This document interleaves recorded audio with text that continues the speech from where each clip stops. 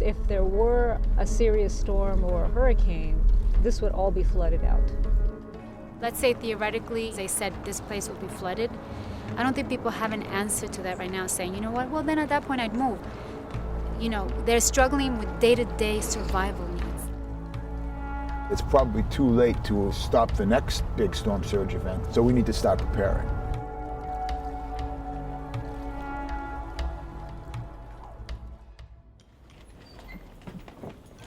My name is Chris Markey. I am from East Boston. I'm a lifelong East Boston resident.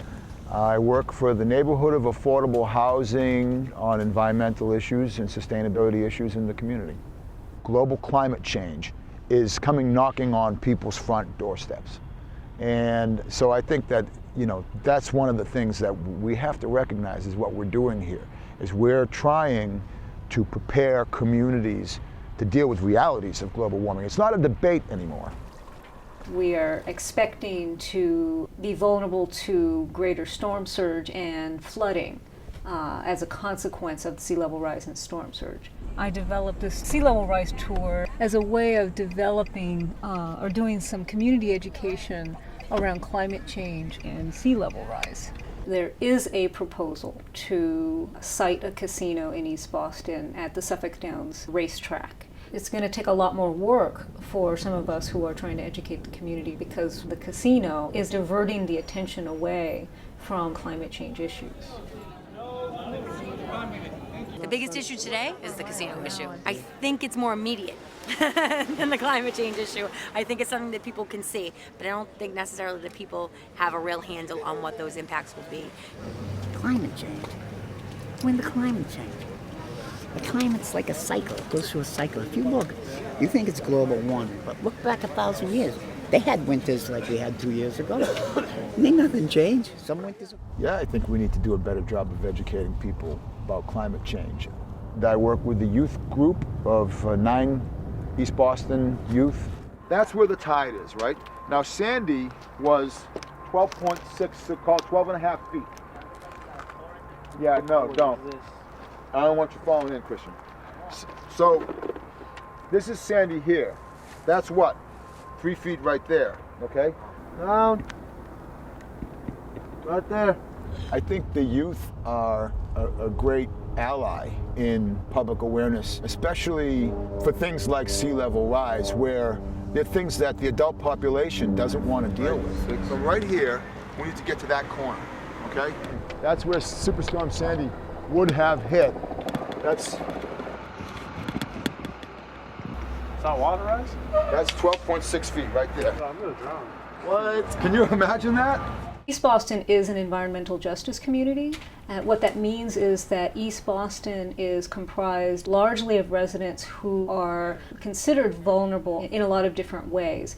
Primarily because we are an immigrant community, which means that we have a lot of folks who have a variation of legal statuses. It also means that we have a large number of our population that does not speak English or does not speak English well. All of this together makes the community of East Boston, the neighborhood of East Boston, particularly vulnerable to environmental impacts like climate change. The kinds of storms that we are expecting with climate change will disproportionately impact the community of East Boston because physically we are already vulnerable and the members of the community by themselves are also a vulnerable people. To address the storm surge realities that in East Boston, we're planning an event. The idea is that in public places where people are used to just living their normal everyday lives, we're going to take the local Blue Line train station, Maverick Station, and the new East Boston Neighborhood Health Center.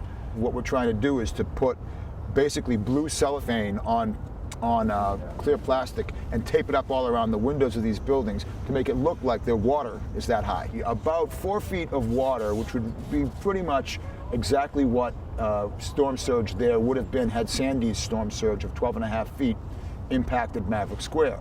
The community of East Boston has this really interesting and delicate balance between working class people and professionals, between new immigrants and longtime residents, between people who speak multiple languages and people who only speak English. And somehow we all have figured out how to live together. And that's what we're trying to maintain in this neighborhood, is this delicate balance of diversity of all kinds. I do these tours and I work with NOAA and I work with the other community organizations in the neighborhood, because that's what it takes to maintain your community. Climate change has proven itself to be here. It's definitely too late to prevent climate change. These things are happening, so we need to start preparing. And it's not too late to start. We're here today to kick off an event. The issue here today is that we have, for the longest time, built on our civilization on the coast. And the coast has been relatively stable. The water has always been where we expect it to be. But now storm surge is becoming a problem. A year ago, New York's storm surge unexpectedly high at 12.5 feet. Last week, the storm surge was 20 feet in the Philippines, in Haiyan. And that was not something that was expected by anybody. The way I look at it is youth are open-minded, and they haven't become jaded. So if they think something's bad, they're willing to work on it. And they see what's wrong and what's right in the world. And they've got a lot of hope. And we're going to need them, because this is going to be their problem. I believe that they are the future, and they're going to be up for this challenge. And they're going to have to be. So educating them as best we can now to the realities of it, it's what our job is right now, is to prepare them. And I think that they're willing to, so far they've shown themselves willing to take on anything. So it's a good sign.